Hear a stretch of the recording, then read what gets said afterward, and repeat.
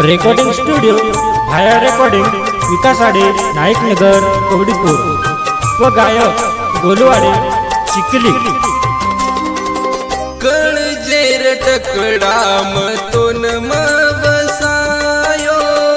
तारे बिना केली कोणी मने माईलायो हो कळजेर टकडा मतोन मवसायो तारे बिना मने माई केली कोणी लायो पुकाडू धन